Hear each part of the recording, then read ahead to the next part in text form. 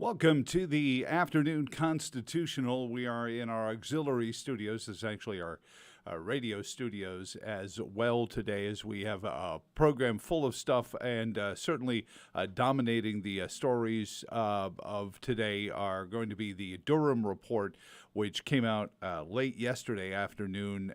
Bombshell rebuke of the FBI and what they should have known, and I think it's the lack of rigor is one of the most stunning parts of the whole matter is the lack of rigor, the lack of intellectual rigor that they were guilty of at the FBI, in a place that you probably should count on for some intellectual rigor when it comes to investigations, since, if I'm not mistaken, it's the Federal Bureau. I know many of you have other definitions for the acronym, but as far as I know, the acronym stands for Federal Bureau of Investigation, which implies a certain amount of rigor. So we're going to get into that. We've got a lot of things going on right now that I want to get into, though, and kicking it off for us, first and foremost, from Americans for Prosperity in Virginia is the great Ben Knotts, who joins us. Ben, how are you doing, sir? I'm doing well. Can't complain. Wouldn't do no good if I did. Well, but isn't that the point? Is we're supposed to do some good when we complain, and do the best we can with our voices and with our actions. So catch us up as a field activist and leader for Americans for Prosperity here in Virginia. First and foremost, let me get your reaction to the Durham Report, and what was your reaction when you started going through it, and what would you hope, as somebody who's been in this space for a very long time, is going to be the offshoot of it?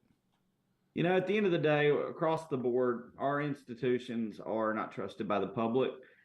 Things like this are just furthering people's point of views about this kind of stuff, and it sucks that this is where we are in the country.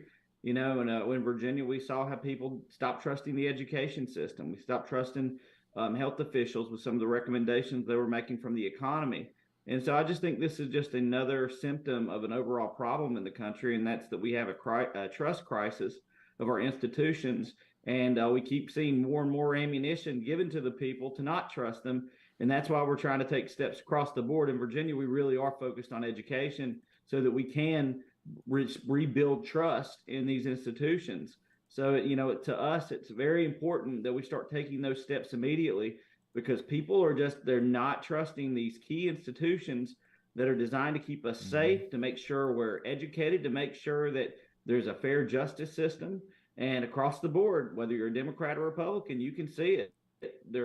We are cutting our knees out from under us when it comes to the trustworthiness and the efficacy of our institutions. And it breaks my heart, Joe, from the bottom of my heart. Well, talk about that then for a second, Ben. As somebody who's worked with activists, and I'm sure you've run into people at Americans for Prosperity in Virginia who, I used to follow Brand X.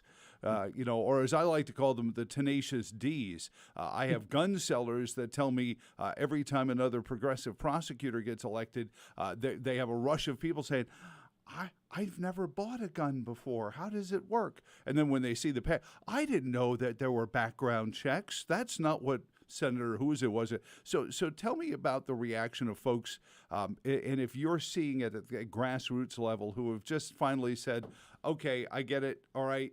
It was all fun for a while, but that's it. I'm checking out. Yeah, well, my role at AFP in Virginia, I've been here forever. I've held about every job you can in the state chapter. I'm the legislative director, so I interact with the grassroots to explain to them what's happening in the legislature.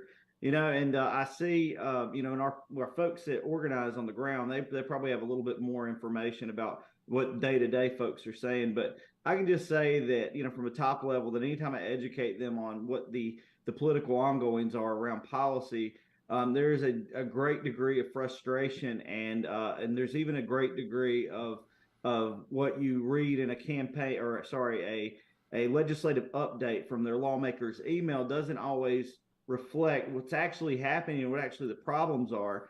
And that can be really frustrating for folks when they lack the accurate information, when they lack when they lack that opportunity. And that's why AFP exists, is to give them opportunity to remove the bad policies, to reform bad policies, and restore confidence in our system, which should lift people up so they can pursue their American dream the way they want to. Now, And a lot of people feel like they can't do that right now, Joe. well, and that's why I suggest, in the website is there, facebook.com/AFP-VA.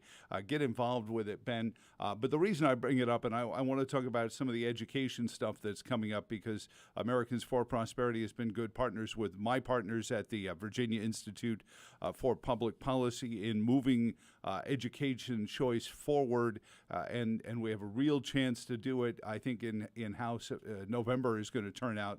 A friend of mine made a very interesting point there. He says, don't refer to that first Tuesday after the first Monday in November as election day anymore. It's election deadline day. So it was, we're going to go vote for 45 days, but if we're ever going to fix it, we've got to fix it then. But last one on the justice system.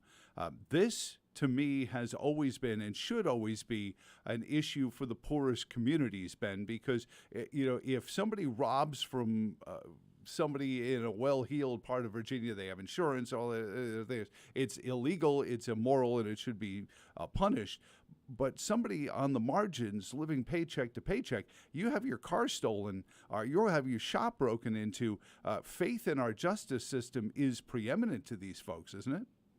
Yeah, and a lot of these folks, particularly in that community, when I have these conversations with them, they see it from both perspectives. They are both they can be victims of crime, and they can also be have family members that are a victim of somebody getting the book thrown at them. I had a friend who embezzled $30,000 from a private business, and he was sentenced to $50,000 from a private business to pay his mother's health care bills because she suddenly got ill, couldn't afford it, so he made a desperate choice as a desperate measure. He was sentenced to 30 years, but there was a high-profile Virginia Beach decision maker. He was elected to office, and they embezzled hundreds of thousands of dollars of taxpayer money. Jeez. And yet they got time served. And so you can take from the private sector and get 30 years in a much lower amount, and you can take from the public sector, taxpayers, and you just get a slap on the wrist. We know that justice is oftentimes unfortunately, it's by the quality of the lawyer you have. And so I think it's important to take it from both perspectives. And so we look at the people that are being impacted by crime. We have to enforce our laws, and but when we enforce those laws, we need to make sure that if someone can be reformed, remember, we have a Department of Corrections, not a Department of Incarceration. And when people see that there's a Department of Incarceration more than the corrections, the outcome is that we correct people who are getting out so that we have less victims overall. And, we've seen a lot of things that undermines trust in our justice system, from prison profiteering, where they're charging 40 cents an email in some cases. They're charging, emails. This is 2023, 40 cents for an email. And then, for a phone call, this ain't, back in the day, 1-800-COLLECT or whatever, they're still getting charged by phone calls at an outrageous amount. And so there's a lot of things that need to be done to restore justice, but we have to enforce our law. But once we enforce the law, we have to give people paths so that they're reformed in the system. When you're in prison, there are two paths. There's a path of compliance and restoration, and there's the path of learning to cooperate with gangs in order to have protection. And so we want to create a market in the justice system so that people see that they take the path to restoration, not the path to further incarceration. And I think we have to do both. We have to walk and chew gum at the same time in order to rebuild the trust in that community, because a lot of folks, they are struggling with it, and we have to recognize that they have a real position in this, and we really hope we can fix it. Is it, and I don't want to make it sound like it's a one-size-fits-all thing, but this Durham report seems like it is exemplar of all the things that we're sensing wrong in our education system, in our economy, is more and more of the gravity gets sucked into Washington, and more of it gets centralized. Centralized law enforcement is just like centralized education. It's impersonal, completely detached from those who need it. This is why the system was originally designed to be bottom up from local on up. So if there's law enforcement being done, it's done by people who are in your community with you, so they understand what's going on there. They're not just marching in from Washington on a Learjet with Detective Hotchner. Yeah, I always like growing up watching Andy Griffith. And when you watch Andy Griffith, there's Andy was always dealing out justice. He was the sheriff, but though he had a personal relationship with the people that were offended, and I know that's utopian, and I know it's all based on a script and that's not real, but it really spoke to an ideal that you hope your sheriff has a personal relationship with you, so that jail is a tool. Mm-hmm. It's not the rule. And it's important that we understand that Virginia citizens are everywhere. They're in prison. There's people that are successful. Virginia citizen is across the board. Because you're a resident of Virginia. And so we have to look at it in that we have to get more local. We have to get less centralization. We believe in bottom-up solutions, local first, and really want to build that up. And so, to your point, I think there is as our systems get more and more, I don't know the best term of it, but they just get bigger and bigger. Mm-hmm. They get more impersonal. My friend always says this. He says and he's quoting somebody, but it's the enemy of intimacy is efficiency, and the enemy of and vice versa. And the ladies out there just went, hell yeah. Yeah, and so it's important that we remember our system of government was supposed to be very personal into the words of the people. It's designed to protect our rights. And that's the thing that we have to get back to when it comes to the institutions that we have. They should reinforce our rights and not undermine them. And unfortunately, for people across the political spectrum, they feel that they can't trust these institutions. That's why AFP works on so many different issues. For 2024, we've already got around 60 pieces of legislation that we're going to be following with big priorities such as education, some things to reform with the Attorney General's support on our justice system that will actually help more restoration, while still, enforcing our laws in an appropriate manner. So I'm excited about what 2024 has to come, especially if I look at elections as when the cards are dealt for a poker game. And when you play poker, you don't scream and yell about the cards you didn't get. You play the hand very well. You do what you got to do, and you might just wind up winning, even if your hand isn't that great.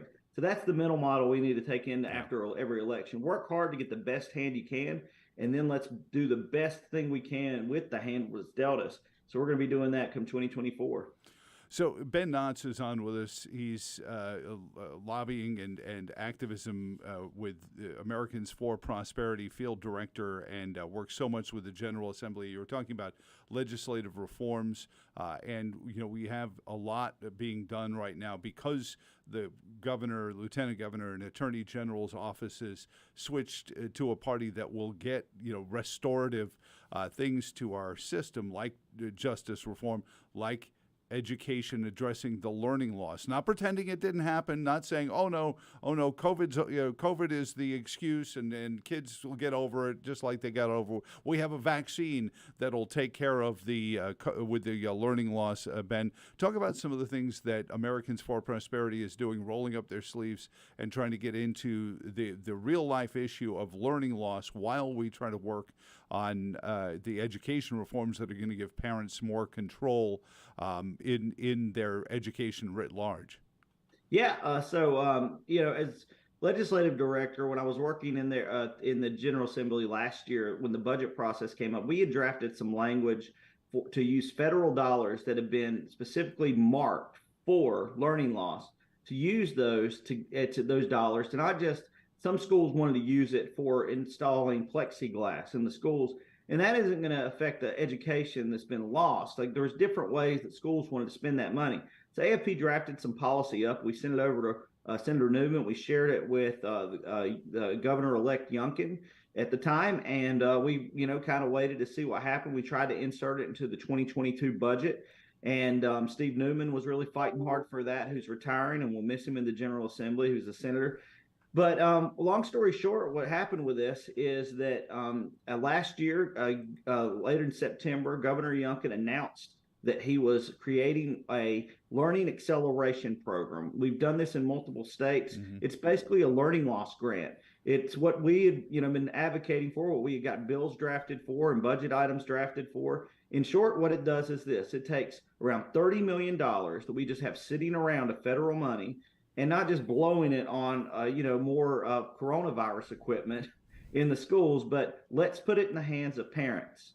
And so the governor partnered with a company called Class Wallet, and they will be the portal in which a parent logs in. Most Virginians will get around $1,500 of support that can be used in this portal for things like tutoring to supplies and there's a specific list they have, but it's going to give them the resources Mm-hmm. to educate their child to compensate for the learning that's been lost during the school closures. And so we're really excited about this, but you've only got till September 30th to sign up for this. So it's essential that you log on as soon as you can. You can go to Google Virginia Department of Education learning acceleration learning acceleration grants. Mm-hmm. That's Virginia Department of Education learning acceleration grants. It's going to be the first thing that pops up. You go to the Virginia Department of Education, you sign up, and you're going to get $1,500. Now, if you are 300% of the poverty level, then they have increased that to $3,000. That's $3,000 if you are impoverished and you're really behind. If you remember the announcement on the national scores, Mm-hmm. people in poverty, particular the Black and Latino community, they have really experienced a tremendous amount of learning loss. So it makes sense that they should get the most resources here. But across the board, we want to see parents sign up for this. It's essential that they do it. You can go to Virginia Department of Education, look for learning acceleration grants, sign up, and use that money because you've got a very limited time to access it. What is strings attached has such a negative connotation? Ben Knotts, legislative director for Americans for Prosperity of Virginia, is on with us on the Afternoon Constitutional. What are there limitations on what you can use that for? If, let's say, I want to go to the Learning RX and use their program to help my son get caught back up and maybe address some of the things that kept him from learning so well at home that we're not necessarily exposed in the classroom. Those kind of things. I mean, how creative can you be with this money, Ben? Well, with the Class Wallet, you have to sign up as a vendor. So the people who qualify to be vendors, I'll just go down the list. They're tutors who are currently licensed teachers. Mm-hmm. There are tutors who are previously licensed teachers. Tutors who are currently employed as instructional staff at any accredited private or parochial school.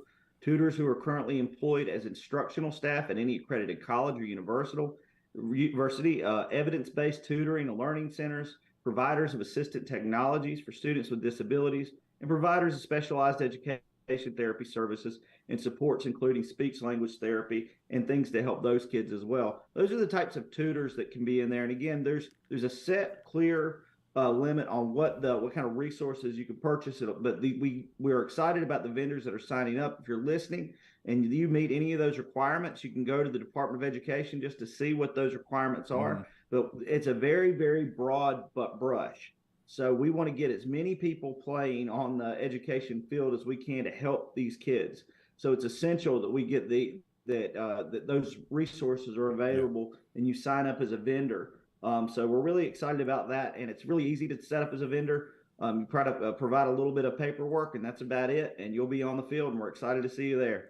So Ben, I can hear some people saying, "No, don't spend more money. Put it back in the Treasury. Fight inflation." All that. But this is money that's been earmarked, and this also, I think, can be almost a litmus test to show people the enthusiasm parents will have when given a chance to use the monies that would traditionally have been spent in public education, when they have a chance finally, once the General Assembly comes to its senses next year after the election, to have real school choice and to see the kind of reaction parents will have to that. Am I overstating it? I have a tendency.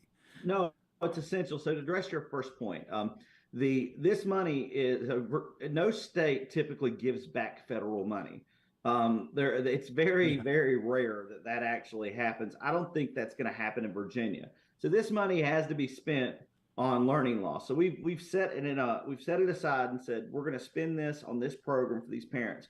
In Idaho, when this program launched, it literally they ran out of money almost within 2 weeks. It was so popular. Oh, wow. So there was a demand for this product. So this money is going to be spent. Now, the question is whether you want to participate in the program or not. And the key thing you got to understand this is that you will have decision rights on which tutor you choose, the type of tutoring they would be accommodating you for, Mm-hmm. or your child for. And so you're going to have some decision rights in that process. It's not one size fits all, which is what we're trying to get to for our vision for education. Right now in Virginia, we have a very monopolized, monolithic way of educating our kids. It's a one size fits all program with how they administer it.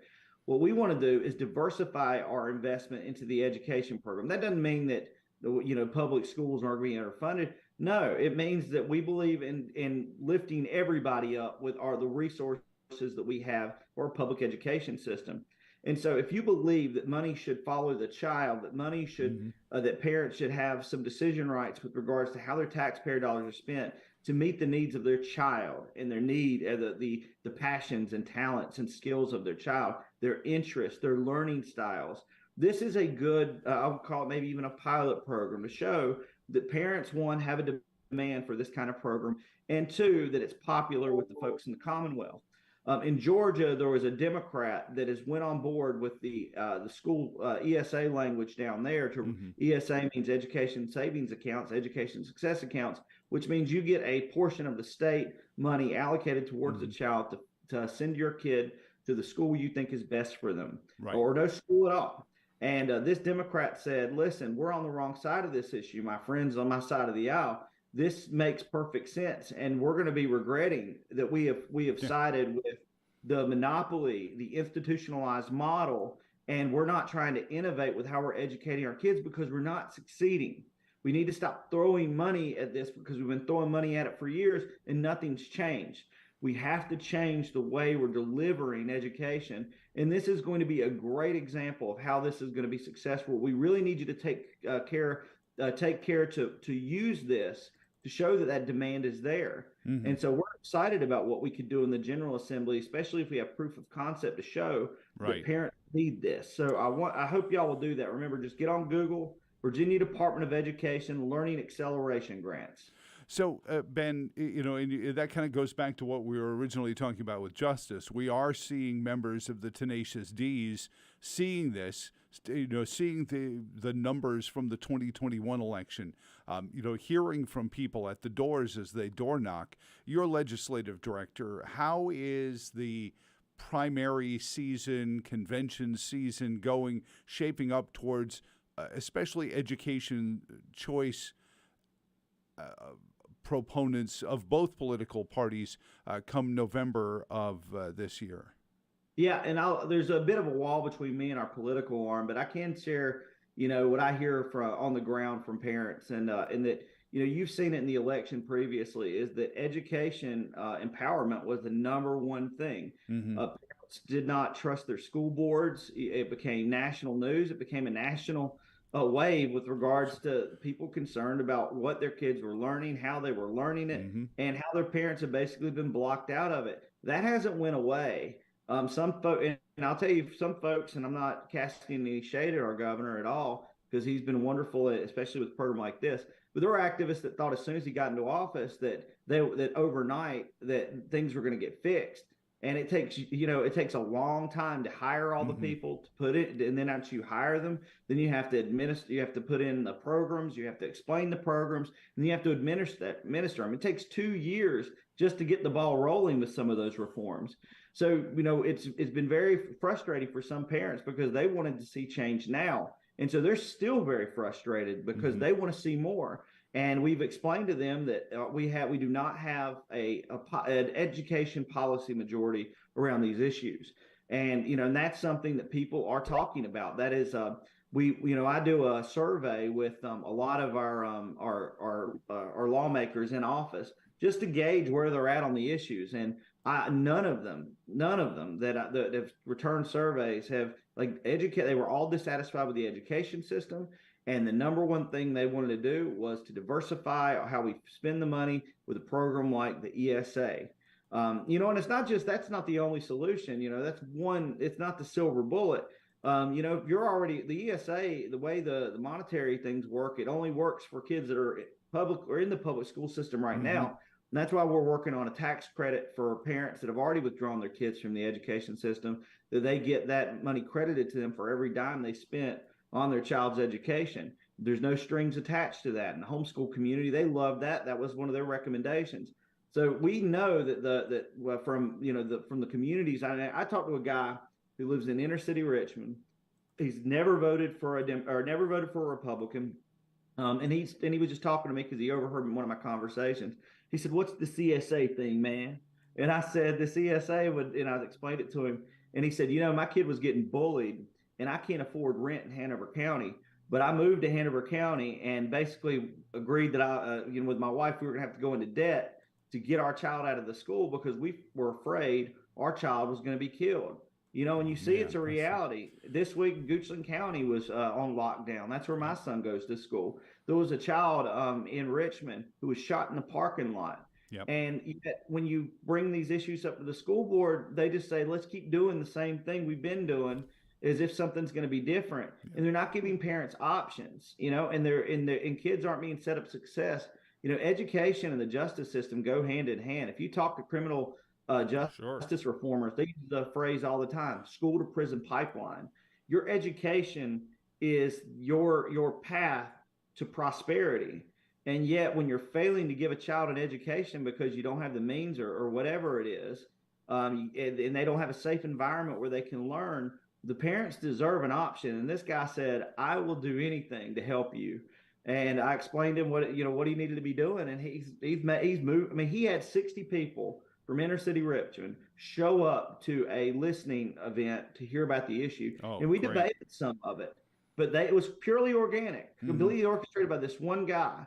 And it just shows you that people are upset about this, and it crosses the political line, and that's why we want to get these reforms passed. Of course, if you listen to Attorney General Merrick Garland, the prison pipeline comes from the school board meetings where parents, quote, threaten teachers with political retribution if they, all of a sudden, Ben, threatening to vote somebody out of office has become something that'll get a dossier, a real one, started on you at the FBI. It's a crazy place. You just help us make sense of it all. Ben Knotts, last couple of words on what you guys are doing at AFP-VA and why people should be logging in there on Facebook to join in. Yeah, I'll just reiterate while I have time, because I really want this program to be a success. If you're listening, please just get on Google, add to Google, and just type in Virginia Department of Education Learning Acceleration Grant. There'll be a quick form you fill out. You just have to prove you're a resident, whether it's your address. And then if you have income issues, you have to have proof of your income. And once you sign up for that, you're going to see a list of all these different vendors that you can access immediately to utilize that $1,500. If you're 300% of the poverty level or more, you can look at getting that $3,000 grant. But this is going to give you the means to get your child back up to speed, and we hope you take advantage of it at AFP Virginia. We appreciate you, Virginia. We're cheering for you. We believe in you, and we're confident that if you take advantage of this, you're going to show that this policy reforms need to be scaled so that we can do this permanently, not just temporarily. Well, Ben, I appreciate your time. AFP-VA on Facebook, facebook.com/AFP-VA. He's legislative director. I didn't mean to drag you into the political side. I hope your attorneys aren't standing by waiting to have a chat with you, because that's always a fun way to wrap up a Tuesday. But I know as somebody who works at the hallways, who is the guy who goes in and shakes the hands and talks to these folks, I know that there are some folks in the General Assembly who get it. There are some folks who saw what happened and said, I don't want to fix it yet. I need to run on it. And then there are the folks who have just buried their head in their sand. So I appreciate everything you do there at AFP-VA. Thank you, sir, and you have a great afternoon. Always a pleasure, Joe. Behave yourself. Now, that doesn't imply behave myself well, does it, Ben? Just stay out of jail. How All about right, we'll work on that. So far, YouTube hasn't taken down any shows since the one we did on the medicines that were being used to treat certain viral diseases. But we can only say these things so often. There, thank you, Ben Knotts. Hey, quick note also on the subject of justice reform, and I've said this in abstract to you before. That when you look at the demographics of the United States and just Virginia in general as well, and you say, well, hold on, our population has grown so much. Why hasn't our representation grown? But there's another side to that too. And part of the reason I think we view our courtrooms not so much as a place where we get justice anymore. They're a place where we get punishment. And we've got to fix that. And I think as the population has grown, not only has our representative voices, the number of our representative voices not grown along with it, we also have not had a growth in the number of courtrooms. There, I was talking to a listener to my radio program, and he suggested instead of 1,500 U.S. Army troops to the border, we should have sent 1,500 judges. I said, from your lips to God's ears, if we had 1,500 judges to send there, we need more courtrooms so that we can have our rights defended. And that's what we have to view courtrooms as the place where our rights get defended. So joining us now to pivot, because in Virginia, as much as Ben was explaining how sometimes things don't happen as fast as you'd like, a scant 3 or 4 weeks ago, I was talking with Hayden Ludwig from restorationofamerica.com about Eric, not Eric Holder, kinda.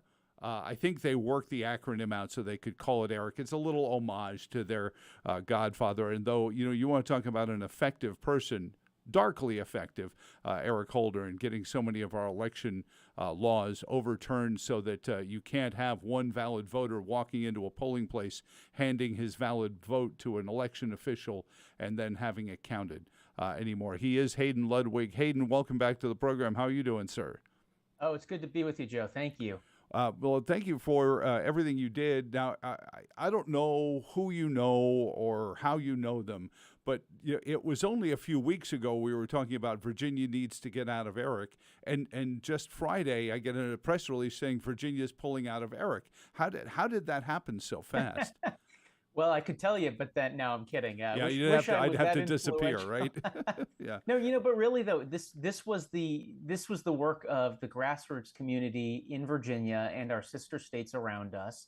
The 7 states that preceded us in withdrawing from ERIC, that's the Electronic Registration Information Center, really gave our election commissioner, Susan Beals, who happens to hail from my own Chesterfield County here outside Richmond, I think the impetus to really say, this no longer makes sense for Virginia to be part of. And to give context, by the way, we pay dues to be part of this ERIC registration machine, about I want to say about $40,000 a year, but we pay another $260,000 or so to comply with this ERIC voter registration mandate. And I think the governor and elections commissioner looked at it and realized the math just doesn't make any sense. Why are we paying to basically help Democrats register and turn out their voters? It's just not a good way to spend taxpayer dollars.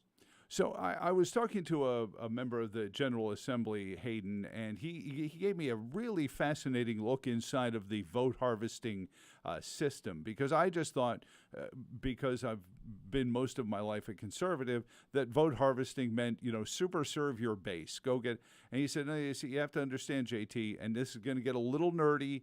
I'm going to do hand gestures here so that you don't confuse us with the paint drying channel. But he explained to me that you have 4 types of voters: 4, 3, 2, 1. The 4s being your most ardent, active voters. They show up for every convention. They vote in every primary. They know who the Soil and Water Commissioner is, and they're involved. And both parties have these categories. The 3s are pretty active. They vote every November for sure. Most primaries, they kind of are aware of what's going on, but it's down a notch or 2. Then you have the 2s, generally the people who vote for Senate. If the election gets on TV, they'll vote in it. And they're mostly November voters. And then the 1s are generally the folks who you only see once every 4 years when the person who will reside at 1600 Pennsylvania Avenue is coming up. And he said what the Democrats did, and I thought about what you told me about Eric.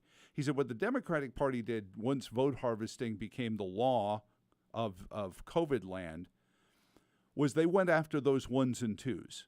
And just for an example, in the 7th district, in Virginia's 7th congressional district, 86% increase in those populations in their voter engagement in a congressional election.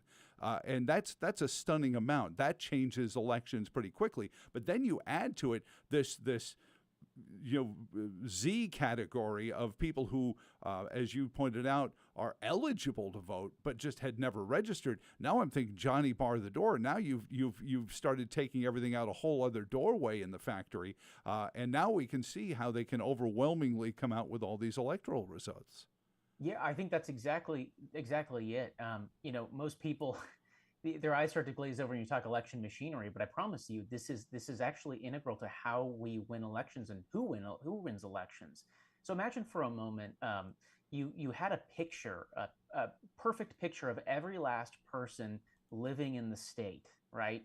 And you could tell who is registered, who is not registered, but could be eligible to get on the voter rolls. They're a U.S. citizen, for instance. They're of age, for instance.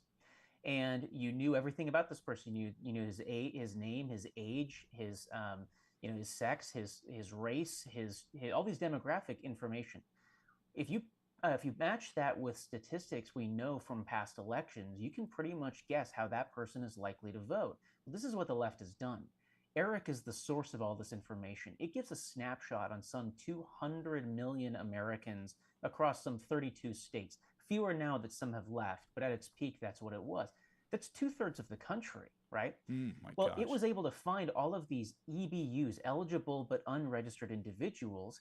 And if you have that list, of which there's no master list anywhere else outside of Eric, it's private information protected by federal privacy laws, you can basically pick and choose which of those people you want to target. So if somebody looks at Joe Thomas and says, he's not registered to vote, but he doesn't look like he's going to vote my way, they can ignore you. But if they find a college-educated lesbian who lives in Fairfax County, lives with her partner there, they are going to guess that's probably a Democrat. Let's go target her for a voter registration campaign. And the left has a whole machinery dedicated to registering people that most conservatives are not aware of. So this is how they're winning elections and making red states more and more blue every election cycle. Well, we talked about it a little bit when you first taught me about Eric. This information is generic, but because it was created by this David Becker character, and he has been a left-wing activist for some time, even knowing about it was rare amongst conservative circles. So a conservative conceivably could have opened up Eric and said, well, let's find this guy's in the NRA and he drives a Dodge, Ram. Odds are he might be a conservative, but it doesn't even sound like they knew about this, Hayden. Yeah, and this is the other half of this, right? Eric was sold to the states a decade ago as a way to clean up their voter files, right? David Becker, the man who founded it, until very recently was able to cast himself as this nonpartisan good government figure. I'm just a lawyer. I have no political bent whatsoever. That's not true. The guy worked for the People for the American Way. He's a far left activist. He's like a Mark Elias type. Well, when he left in 2016, he founded a group called the Center for Election Innovation and Research. And we know this group from 2020 because it received $70 million from Mark Zuckerberg. It was one of the 2 Zuckbucks groups that helped juice Democratic vote in the 2020 election. Well, this is his policy shop. This is Becker's way of basically doing what he really, I think, wants to do, which is promote all mail elections, ever earlier voting, automatic voter registration, all the works, right? Yeah, depersonalize everything. Take, as I was saying earlier, that one person handing that one legal document to a sworn election officer, that transaction is going to go completely away. People are going to be like, what? I went into a room with a person? What kind of crazy country is that? Exactly. You have to understand these two things as two pieces that fit together. Eric is the data center. It takes all the information from the DMVs and other sources and warehouses it. But it's CEIR, Becker's other outfit, that plugs in, takes that data, and then sifts out just these EBUs, these eligible but unregistered individuals. And from there, probably disseminates it or sells it to who knows? I mean, it could be Democratic campaigns, it could be political vendors. It's not clear because this group has never opened its books. It's been completely unaccountable, even to the lawmakers who are members of ERIC. And here's the thing. That is how ERIC's data is getting out and being used by the left. ERIC itself is not sufficient. It needs this other organization. And you have to ask yourself, what if Becker's other organization, the CEIR, was a conservative group? What if it was talking positively about President Trump instead of bashing him as, a fascist who spreads election disinformation as they do? Right? Do you really think the Washington Post wouldn't have something to say about that? Well, I certainly think they do. And this is one of the things that's caused 8 states, including Virginia, to withdraw from ERIC because it's stained by partisanship. And I believe it always has been. Well, and we just had Ben Knott's policy director for Americans for Prosperity, and as soon as that organization was launched, everyone was like, "Do you know who the Koch brothers are?" And nobody had ever heard of the Koch brothers, but all of a sudden they were, double-page spreads in every magazine, including Sports Illustrated, just to make sure everyone knew that these greedy oil billionaires, they're out there trying to screw over the American way and all the work that we've done. And have you heard them talk about Barack Obama? And it was crazy. But I mean, it's not hypothetical when you say that, Hayden. It is not something that we have to guess. Gee, I wonder what would happen if the NRA was out there doing a get out the vote drive like that, targeting voters that were less than super active in getting into the polling places. They'd be up in arms saying, "What's the NRA doing out there? Driving voters to the polls." I think that's exactly right. And I actually have an update on David Becker and CEIR since the last time we spoke. So last week, David Becker's Center for Election Innovation and Research hosted a quote-unquote democracy summit in Washington, D.C. Bet that was good. To hold this event at the International Spy Museum. And I have to laugh, because if you think that there's something weird about a bunch of progressive elites getting together to talk about democracy at a place that celebrates espionage, they think you're a fascist for thinking that's strange or kooky or belongs in the X-Files, right? I want to go back in time just to be in the room when that was suggested. I can't even imagine. Hey, they're laughing at us. I got it. The place with all the Soviet stuff in it. That's where we should do this. Yeah.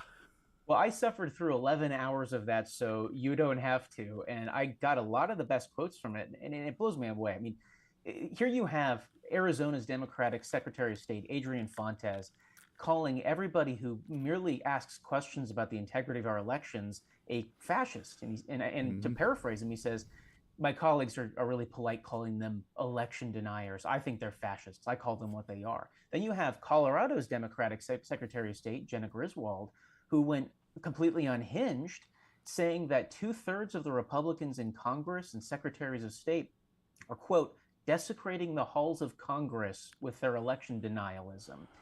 Where's the media questioning this? Why does it take a couple watchdog groups to point out what the press who were invited to this event ought to be saying? I can't imagine if it was a Republican saying this sort of thing. Well, hold on a second here. I distinctly remember, it was a long time ago, but there was a report issued yesterday about an FBI investigation that was the report says was completely without, what did he call it, intellectual rigor, which is a nice way of saying phony baloney. And how is that not? I mean, if just suggesting that, hey, could somebody show me Barack Obama's birth certificate is some heinous act of election malfeasance. How is an entire FBI investigation, including high-ranking administration official arrests, not election tampering? Exactly right. People know this across the country, in the Republican and Democratic parties. People know that the way we used to run elections was a lot better than what we got in 2020. And what we're seeing is the president has closed COVID. It's over. It's been over for years, but he officially said COVID-19 pandemic is over. And yet all of the systems that the Democratic elections officials put into place for the COVID-19 pandemic remain, and in fact are being expanded right now wherever they can get a hold of that. So people are right to ask questions. Yeah. And calling us election deniers and disinformation spreaders is not going to shut people up from asking questions, because they know something's really sick about our country. I'll give you a prime example. David Becker said in this democracy summit, this sham summit, that it's absurd for anybody to expect to know who's the president on election night. Well, even I'm old enough to remember when we could know who was president on election and night. he's 18, but apparently, by the way. He's just out of high school, Hayden is. And I remember that quote. That's the one that got airtime, because all the left-wingers said, see, all you crazy people who want to actually know what the elections were. Yeah. And funny enough, these are the same people who say, gosh, with computers, we should be able to vote so much more easily, right, Hayden? No kidding. Right. I know. Somehow the old paper ballot on election day system worked so much faster you could know it in a few hours.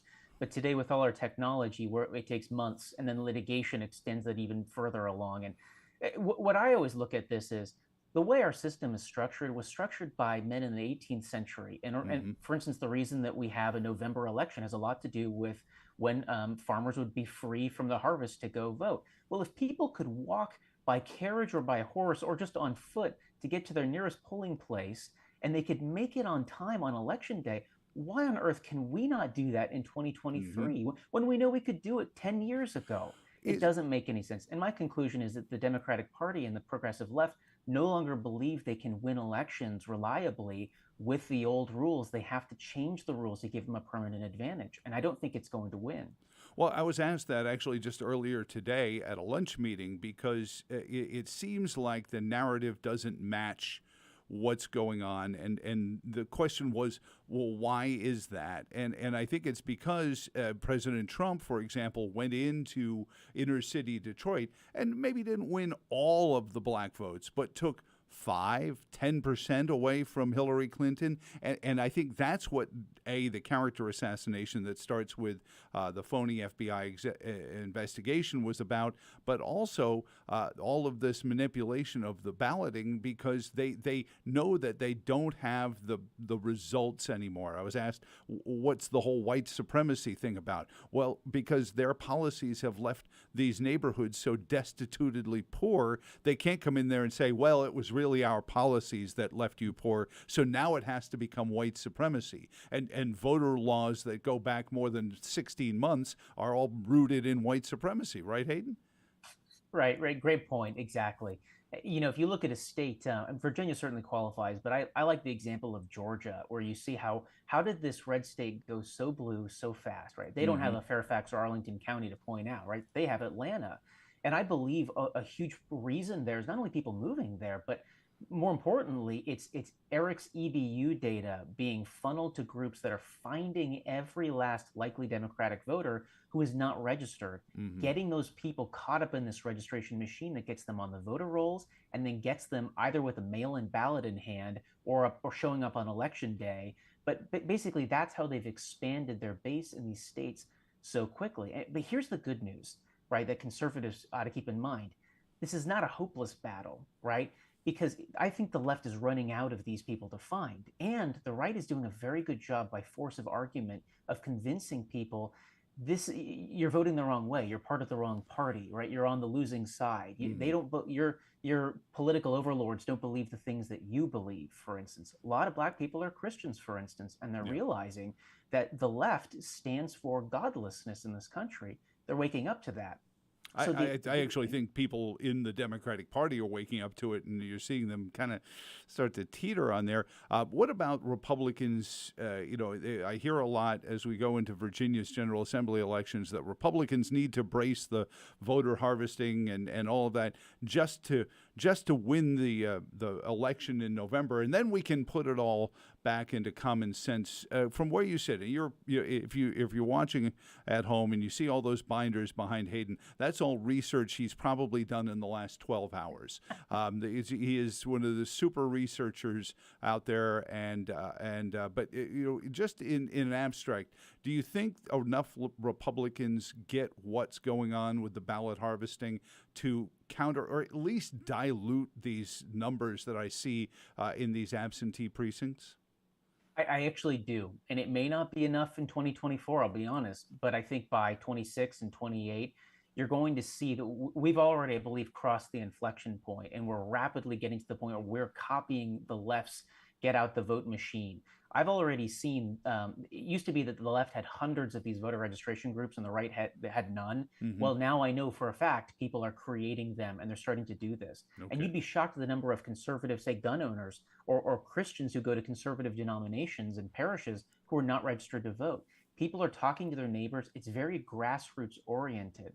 And I believe that the left basically created its own worst enemy, because once the right began to wake up to what's going on here, it was only a matter of time before they figured this out. Case in point, if you go back to the Obama years, one of the things that marked the 2008 Democratic campaign was their really good digital strategy, getting at the vote and using the internet, email, social media to build a following there. Well, by 2012 and 2016, the right had caught up. That's the point we're at right now. We're a decade past since these policies were created, and people like yourself are bringing attention to this, and conservatives are going, well, what can I do beyond just show up and vote? And the last thing is, only principled people can make pragmatic, compromises and maintain their principles. And if our principles, we don't want election season, we want election day, I believe it's going to have to mean compromising in the very near future to take advantage of the harvesting and mail-in ballot and early elections in order to make that comeback. But you have to have the principle in place of, why are we doing this? Is it to get power, or is it to save our republic? Because if it's the latter, that's the way you ban those things on the flip side. And you'll generally, it's been my experience, you'll know pretty quickly with a half a dozen questions if you meet somebody who wants to work with you or wants to get your vote, if they're rooted in the right place or not. Hayden, last couple of minutes, I want you to talk. Hayden has for many years been with another organization that shall not be named, but he is now with restorationofamerica.com. I was tooling through there. I love your fair courts discussion, the First Rights program. What prompted you to join these folks? Because you've been such a stellar researcher and activist for all of this stuff, belying his face. He's actually been doing it for over 100 years now. But talk about Restoration of America and what brought you to them and why. Yeah, so I lived in DC for a couple of years. My wife and I, when we first met, were living there, and we wanted to get out. COVID allowed us to get out and move down to the Richmond area, where we want to raise our son and our, hopefully, God willing, our future children there. And it's really eye-opening when you get out of the DC bubble and you see how real people live and work. Well, that's what Restoration of America is. It's not a DC political organization.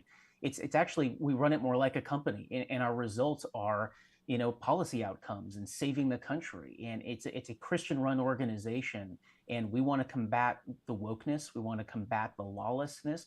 We want to restore God to the center of everything we do, because that's how we believe this republic was founded. And if we lose that, it won't matter the number of elections we win, because we've lost the soul of what made this republic great. It takes people who understand what limited government flows from, and that's a sovereign God, in order to defend a constitution that has limited government at its heart, right? So what we want to do is we want to first expose what the left is doing. That's identifying this registration campaign, Eric, and all sorts of different related things. Felon voting, by the way, is another thing we're working on right now, identifying the groups that are trying to do that.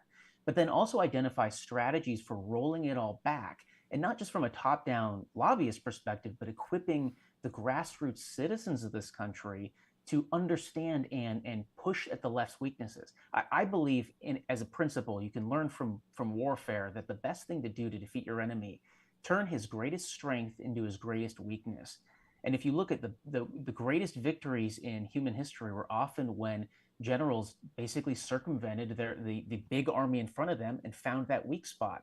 That's what we're working to do, and we believe it's you, the citizens, who will actually win that battle. Well, and you talk about what von Steuben said to Washington at Valley Forge. You're doing this all wrong. You don't have to beat the British. Just don't lose to them. And Sun Tzu is smiling down on us from wherever he wound up. after that, because that is true as it is. And I want to talk just for a second about fair courts, because everyone's talking about the Durham Report, and we're seeing this justice system become weaponized in ways that we haven't seen outside of third world whole countries, as President Trump referred to them in the past. But you're talking about a campaign, again, grassroots, that really seems like it's targeting the whole Soros-funded progressive prosecutor movement. Am I misreading it, reading too much into it? Or? No, that's exactly right. We've seen how the left has been really good at finding these races where they can insert a far left, woke, often Soros-funded or affiliated district attorney or prosecutor, right, to go in there. Mm-hmm. What Fair Courts America, that's a sister organization of Restoration of America. It's a subsidiary of ours. The idea is to find the races where nobody on the right is putting any money, there's no help going on, and basically fighting the uphill battles. And to be honest, we're not going to win all of those. We know that. But it's taking a stand for courageous candidates who are going to actually, hold our beliefs, our core convictions about this country, and fight against the woke prosecutors that are using the law, frankly, weaponizing the law in order to, bypass the legislatures and enact a really oligarchic, progressive, radical vision for America that I don't think most people support. Well, and no campaign expert, me, I've just been doing this for 30 odd years, that, just making them not be able to save all their money for targeted races. If you make them allocate funds to all the races they're in, well, that weakens their positions in a lot of them. So tactically, I can see where that really is good. Please visit them. It's restorationofamerica.com. Hayden, Ludwig, thank you so much for joining us today. I appreciate it. It's my pleasure. Thanks always. And go there and find out more about all of their work, especially as it comes to these voting frauds and the voter manipulation there. For us, it is time for us to go and head on back. I have no idea for tomorrow, but we're working on it. We're efforting it, as they say. For all of us here at the Afternoon Constitutional, thank you for watching. Let YouTube know you like what we do so that they don't take any of our programs down anymore. And until tomorrow, so long, and thanks for all the fish.